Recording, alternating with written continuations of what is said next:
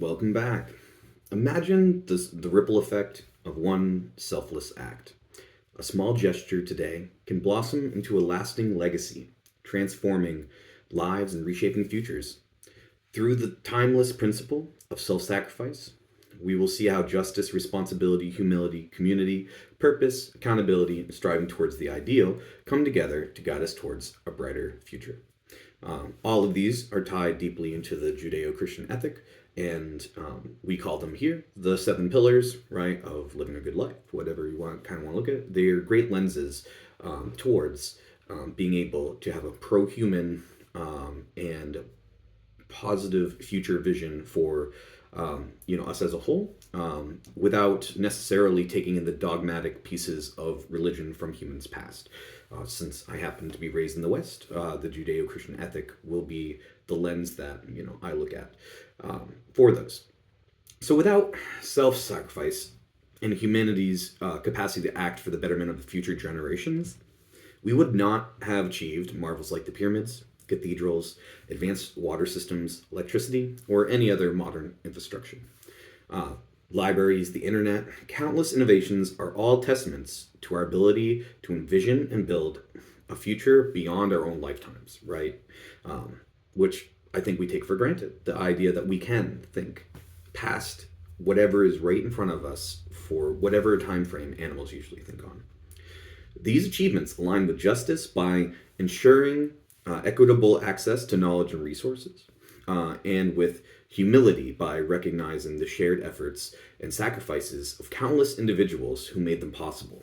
When we really realize all the people who had to spend their lives figuring out very minute details of the things we take for granted today, that level of humility will only help us moving forward. I just think that we really, really underestimate at every level how fortunate we are not to just be alive, but to be alive exactly when we are. This capacity, to see outside of our current lifetimes and really outside the next year. Like, there's not very many things in the biological kingdom that operate outside of a year, and it's really hard to say that most of those or any of them are really cognitive behaviors, but this capacity is our greatest evolutionary strength, allowing us to outcompete all other species. That's how we got to where we are. For instance, consider the creation of ancient monuments like the pyramids or the development of sustainable practices like tree planting. These endeavors reflect humanity's unique ability to operate within a timeline that extends far beyond individual lifespans. The strength became biologically instantiated through means in our genes, enabling socialization features to evolve far faster than DNA itself can change. So I believe 1976 is when Charles Darwin wrote his book, putting out the idea of means. And since then, we've gotten things like the Baldwin effect, which is kind of explains how that works on a at least philosophically biological level. I don't have a deep enough understanding of it myself, but I understand what the meme is, and on some level, that the Baldwin effect is like how that works. Let's say it that way. So cultural phenomenon like language, storytelling, and sharing traditions have empowered us to build cohesive societies and transfer knowledge across generations, right? And accelerating progress and adaptation. This progress highlights the importance of humility, right? Once again, acknowledging that our achievements are built on the collective wisdom and sacrifices of those who came before us. Sometimes multiple generations would have to really dedicate their entire life of people, of individuals, brilliant individuals, to really carve out one idea that would give light to many, many more ideas and abilities. So it's unbelievable. Another, I think, important part is when it comes to our evolution, or particularly like the evolution of memes over like the last 150th ish thousand years, right? We are genetically identical to humans from 150,000 years ago, plus Some examples of like, even 300,000 years ago, we are basically the same evolutionarily, which is unbelievable because it's like, what is it about you and me that is so unique and special that we're able to do all these things that those humans can't? And I think a lot of people, and particularly children, right? When I was growing up, I'd be like, okay, I'm just way smarter than the foresting humans, you know what I mean, that used to live like that. And that is completely wrong. I have way more tools. I have a much better society and framework to live within, right? I have many different languages that are fully fleshed out in how you can communicate and work together. And we now live on a global, you know, economy, and I don't even know what to call it, but we operate on a global level as a humanity. So all of our positives and negatives are um, to the level of a world, right? So that sounds really silly, but the point of that is really that nuclear fallout could destroy the entire world. So now that we operate on a global level, that can happen, but also we can have over like the last 25,000 years moved more than 1 billion people out of poverty, right? And give them access to things like fresh water and reliable food sources. So it's like those are things not to be uh, looked at as small feats. Now, you also shouldn't look at the threat of nuclear warfare as a small risk either, right? So it works on both sides, but there are a lot of benefits that come with operating on a global level.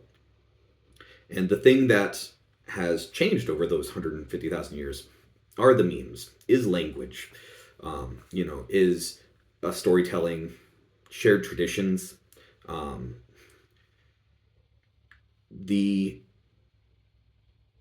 agreed upon fundamental value hierarchies, right? What is important? That is probably a meme that operates on a smaller basis, not global, right? But there are some that are kind of universally global, right? I think everybody generally on a global scale would say, killing is wrong,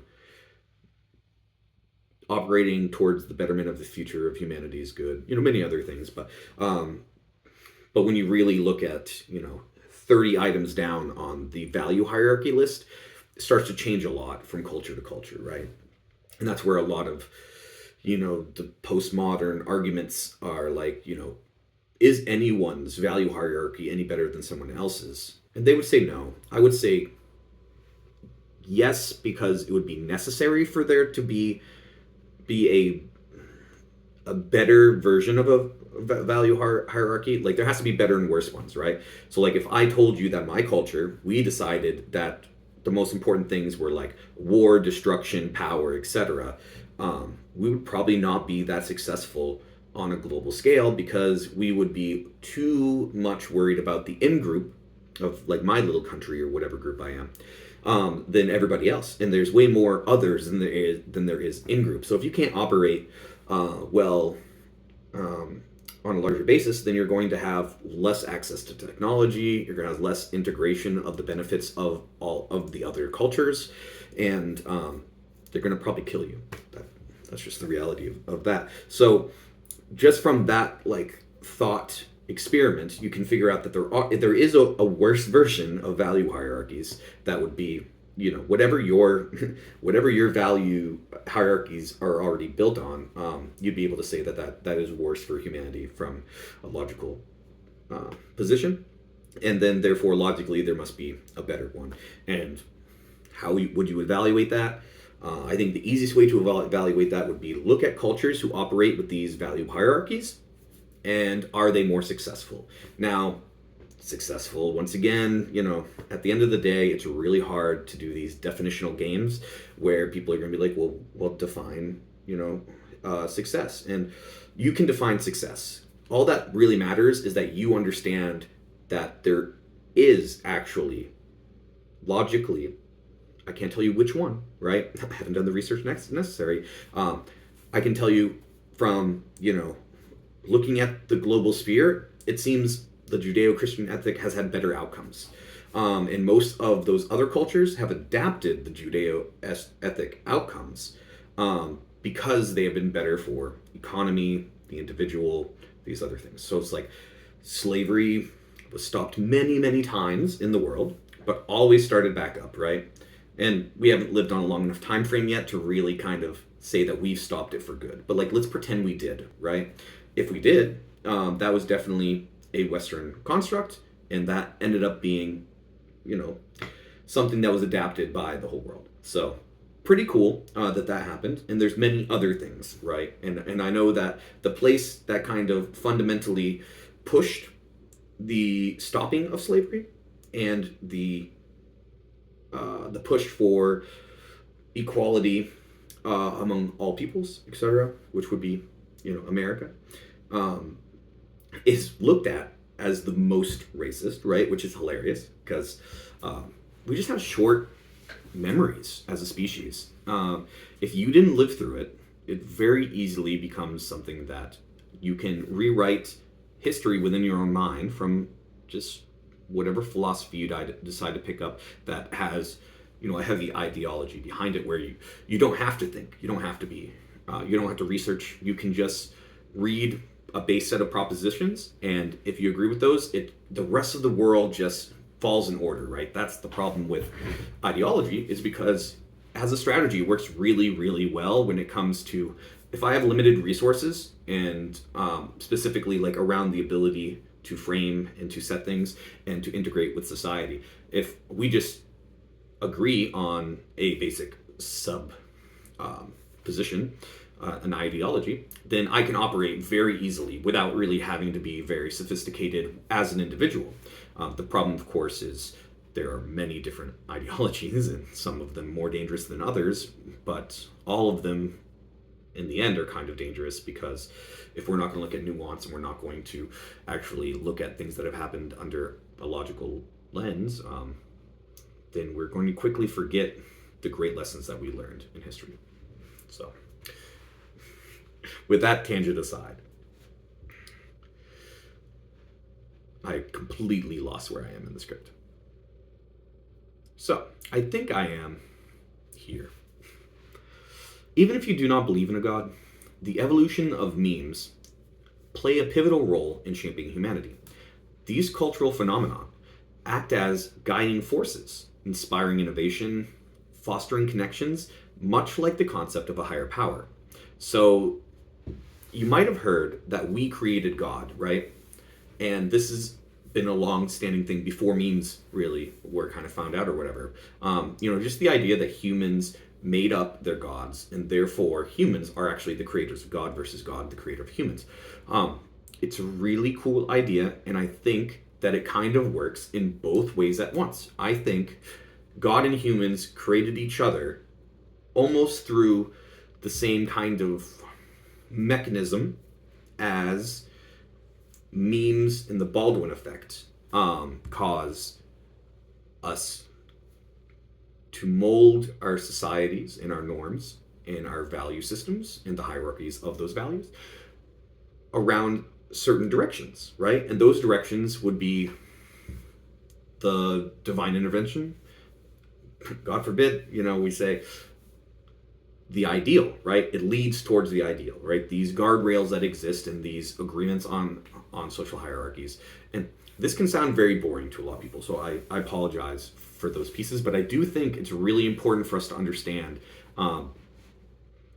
that not only is it possibly factually true that we wrote the books, we definitely did write the books, whether through divine inspiration or otherwise, right, for religion, but that long before we wrote any books, the concept of memes developed our culture, our language, our ability to instantiate ourselves into the future, that led to the writing of those books. So whatever the spirit is of the memes, of language, the spirit of collective values, you could easily say that spirit is God.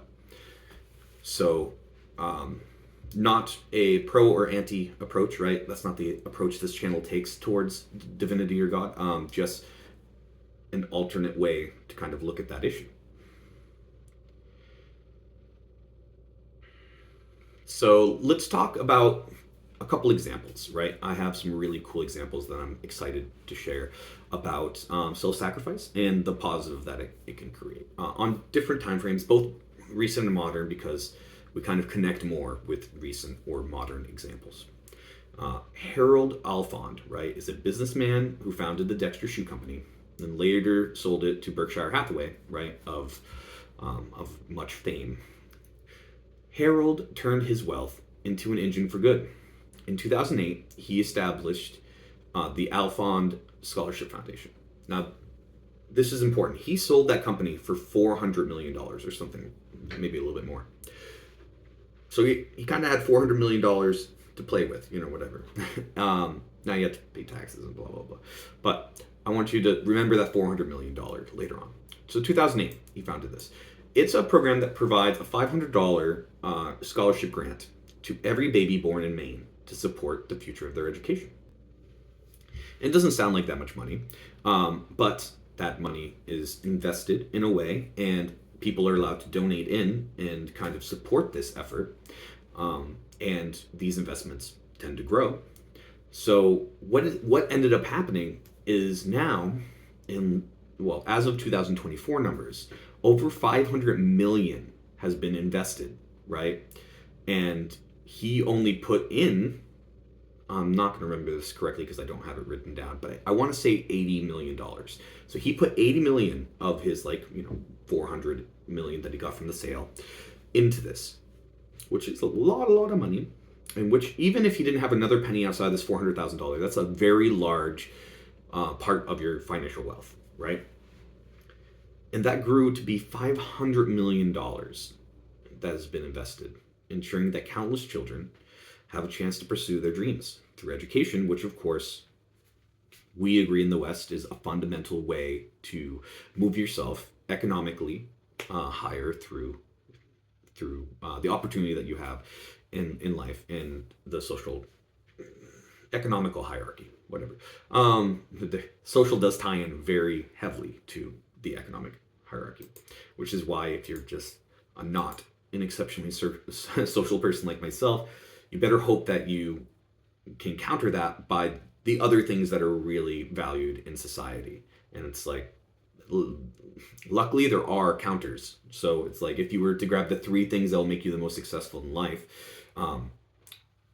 really 2 of the 3 are just fundamentally biological, right? So it's like intelligence is number 1. If you have more computing power, then you learn faster. It's usually beneficial.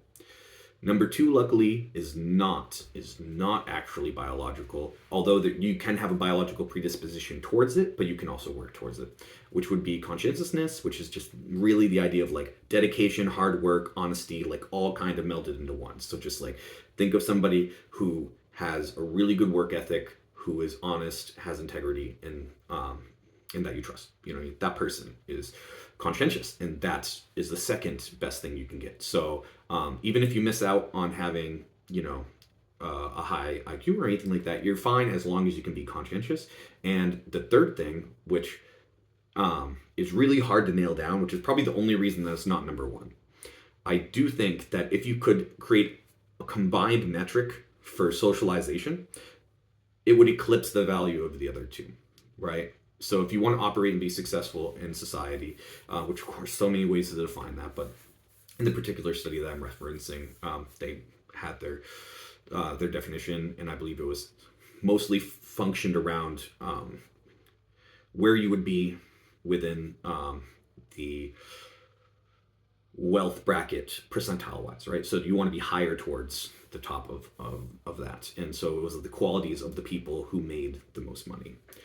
And the third most would be your ability to be socially successful. So, and I don't remember exactly how they define that, but I'm sure you can understand networking, making friends, being likable, being invited to the future of opportunity, right? So one of the things I tell my kids, got it from Jordan Peterson, is the point of playing games, right? Because my kids are very competitive, and unfortunately or fortunately, they got that from me, right? I was an only child to the millionth degree. They all think they're only children somehow. But the point of playing the game is actually to get invited to play again, right? Because the end of opportunity is when you no longer are invited to the game, which the game eventually becomes just society in your life as you're an adult, right? So children play in a way to practice living in a society. So these grants, as small as they may seem, have sparked additional investments, as I kind of mentioned, amplifying their impact. It's a powerful reminder that when we plant the seeds of opportunity, they can grow into forests of possibility, right? Now we're going to cover a lot of cliches of things that sound, everybody knows that. It's like, no, not everybody knows that. I grew up in the bottom 5% of, any kind of bracket you want to make for like financial or what opportunity you'll have in life or whatever it is. And I knew many, many people, myself absolutely included, who never understood. The only thing that I was fortunate about is that I had a natural knack to learn.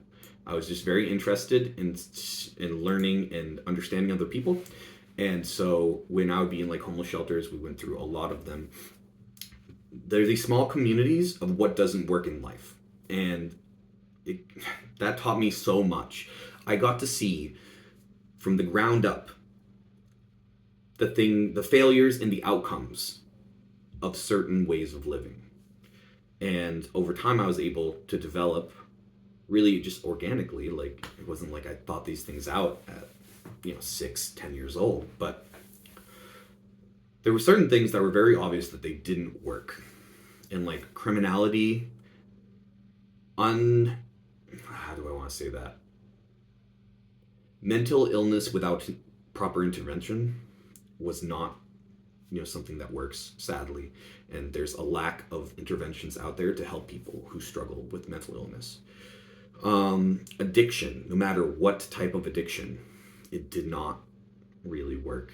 And those are just like three of the fundamental ones off the top of my head that like it became very apparent to me at a very young age that these things did not lead towards success, and that the people who tended to circulate, because people don't stay at the bottom or the middle or probably even the top, but they kind of cyclically move through society as they age and as their behaviors and decisions change, right? So somebody might be very successful at 15, whatever success is defined at 15. And then at 25, they might be very successful, right? But those are probably two different groups of people. It's very rare for the 15-year-old successful person, the 25 years successful person, and the 35-year-old successful person to all be the same through line of the same person. It's just not how society seems to work. And people's lack of understanding that tends to lead to people believing that you are born and die within a socioeconomic status when it just isn't the reality of the situation.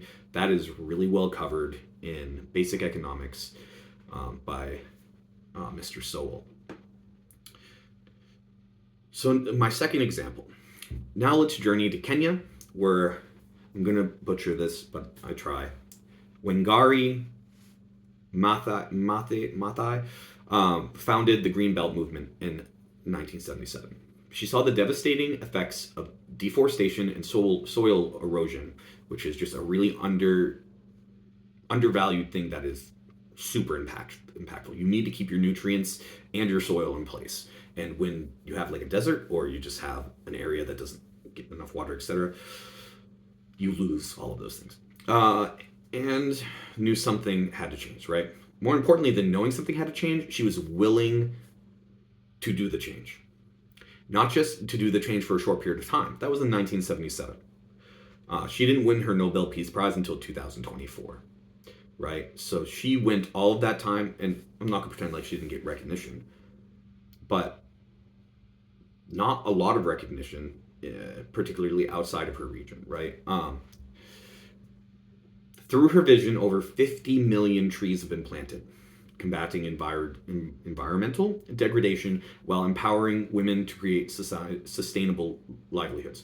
So I want you to understand that this was particularly done and driven by a woman in the 1970s in an area where there was nothing even close to gender equality. And she managed to find a way to not only help the future of her people, but to help her and other women in her age be able, not age as in the actual age, but time, to be able to earn sustainable livelihoods while having a positive impact on the environment. Harold Alfond and Wangari might have lived worlds apart, but their stories share a common thread, a commitment to the greater good. Their sacrifices remind us that the most profound changes often start small, with one person deciding to make a difference, and then things proliferate from there, right? And I talk all the time about how we know how bad things can get as a society, as humans. We know the atrocities that have been committed, even just looking in the last 120 years. We don't know how good we can be. We don't know how amazing humanity can be as we move more and more towards all of us operating in the direction towards the ideal. I really look forward, as I grow old, to see the amazing things we were able to do on global bases. And these things will always be taken for granted by most. But I will not be one of them. I really look forward to, in 50 years, hopefully I'm still alive, being able to see how many, maybe the end of absolute poverty, right? Maybe the end of people starving to death. That just will not be a way that humans die anymore. It won't solve all the problems, etc. But as we continue elevating ourselves, I just look forward to that. So let's close it up. Self-sacrifice embodies all 7 pillars. Responsibility and accountability emerge through our commitment to future generations, whether for our own lineage, or for humanity as a whole. It connects to community on the most fundamental level, focusing on the collective good and ensuring that our actions contribute to a larger purpose. A purpose that lies outside of even our own conceptions of our lives, of time itself. Striving towards the ideal and purpose remind us to focus on the best outcomes for the future of humanity, extending our goals beyond ourselves and our lifetimes, elevating our purpose to new heights. Justice is reflected in the fairness of investing in a better future for all. Even if that's not someone's intention often is not as important as outcome. Right? Science shows how we intended to solve one problem and we developed a solution for another, time and time again. Even if you act selflessly, if you say, I have cancer and I'm a billionaire and I'm going to pour a ridiculous amount of money into cancer research to hopefully cure my own cancer, that is going to positively affect other people in the future, no matter what. So really, when we talk about striving towards the ideal and purpose, we can choose to look at it at many different lenses, but the outcomes really are going to have trickle-down effects, right? As much as that could not be the best economic method, but I do think it's the best pro-human method when it comes to betterment of the future. Humility, on the other hand, guides us to act selflessly, acknowledging the fruits of the labor that we benefit from the people that came before us, and recognizing a shared responsibility, right, that we have for our collective future as humanity. Together, these principles illustrate how self-sacrifice unites and strengthens the 7 pillars, forming the foundation of a brighter and more equitable future for all. I'm pretty sure I missed. No, I did say community. Okay. Nonetheless, self-sacrifice for the community on any time scale is just tied at the deepest levels, right? I think that probably is the pillar that connects the most with the idea of self-sacrifice. So, and once again, this is a religious idea. Self-sacrifice came from the many different religions, and just to reinforce, if you made this far, you probably already know this, so I'm just repeating myself. But this channel is not just about the Judeo-Christian ethic. That's just the lens I use, but all religions developed in a way through means to be the most beneficial that they could be for the group that they were developed and used by. Much how, as individuals, if you think about the worst qualities about yourself, on some level, that was a beneficial, not evolutionary, but it was a survival metric or just a beneficial way to go throughout life given the unique set of circumstances that you lived in. And that's probably the easiest way to be able to forgive yourself for some of those things. But you also are still responsible for your own actions. So understanding that is one thing. Accepting yourself is another. And really where you want to try to move towards, where I want to try to move towards, is understanding the nuances of what was a beneficial survival method or just life method or tool of my personality or my actions, and what still is, and getting rid of the ones that no longer positively will affect you as you move yourself through different areas.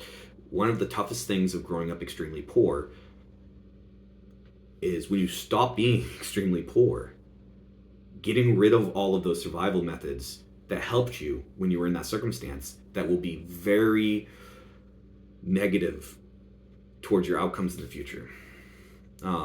This is where a lot of interventions that I've seen as I work in the nonprofit space, and I've dedicated my entire career towards helping those, who are, towards the lower end of the distribution of wealth and opportunity. Interventions very often don't see that the person comes with all of these survival measures, and we need to help them develop different survival measures and to ditch the old ones before their survival measures send them back to the place where those worked best. You don't want to have a negative reinforcement cycle like that. So I'll end the video there. Thank you so much for watching, and I hope you continue to strive towards the ideal.